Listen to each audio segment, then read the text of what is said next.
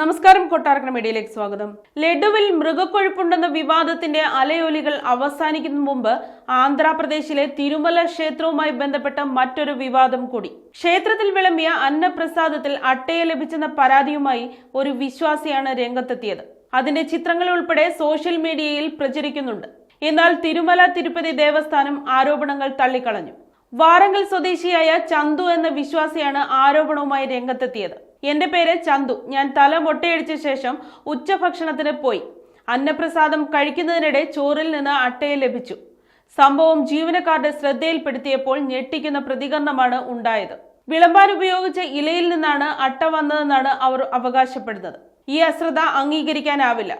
കുട്ടികളോ മറ്റുള്ളവരോ മലിനമായ ഭക്ഷണം കഴിച്ചിരുന്നെങ്കിൽ ഭക്ഷ്യവിഷബാധ ഉണ്ടാകുമായിരുന്നു. എങ്കിൽ ആര് ഉത്തരവാദിത്വം ഏറ്റെടുക്കും? ചന്തു ചോദിക്കുന്നു. സംഭവം പുറത്തറിഞ്ഞതോടെ ക്ഷേത്ര ജീവനക്കാർ അപമാനിക്കാനും ഭീഷണിപ്പെടുത്താനും ശ്രമിച്ചതായും ചന്തു ആരോപിക്കുന്നു.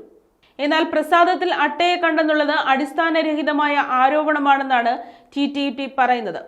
ദിവസവും ആയിരക്കണക്കിന് ഭക്തർക്ക് പ്രസാദം നൽകുന്നുണ്ടെന്നും അതിൽ പ്രാണികൾ അകപ്പെടുക എന്നത് ഒരിക്കലും സംഭവിക്കില്ലെന്നുമാണ് ടി പറയുന്നത്. ക്ഷേത്രത്തെ അപകീർത്തിപ്പെടുത്താനും ഭക്തരുടെ വികാരം വ്രണപ്പെടുത്താനുമുള്ള ശ്രമമാണ് ആരോപണത്തിന് പിന്നിലെന്നും അവർ അഭിപ്രായപ്പെട്ടു. ഇത്തരം അടിസ്ഥാനരഹിതവും തെറ്റായതുമായ വാർത്തകളിൽ വിശ്വസിക്കരുതെന്ന് അഭ്യർത്ഥിക്കുന്നതായും അവർ പറഞ്ഞു. ലഡു തയ്യാറാക്കാൻ ഉപയോഗിക്കുന്ന നെയ്യിൽ മൃഗക്കൊഴുപ്പുണ്ടെന്ന ആരോപണം ഉയർന്നത് വൻ വിവാദമായിരുന്നു. ഇതിനെക്കുറിച്ച് അന്വേഷിക്കാൻ പ്രത്യേക സംഘത്തെ സുപ്രീം കോടതി കഴിഞ്ഞ ദിവസം നിയോഗിച്ചിരുന്നു. ആന്ധ്ര സർക്കാരിന്റെ പ്രത്യേക അന്വേഷണ സംഘത്തിന് പകരമാണിത്.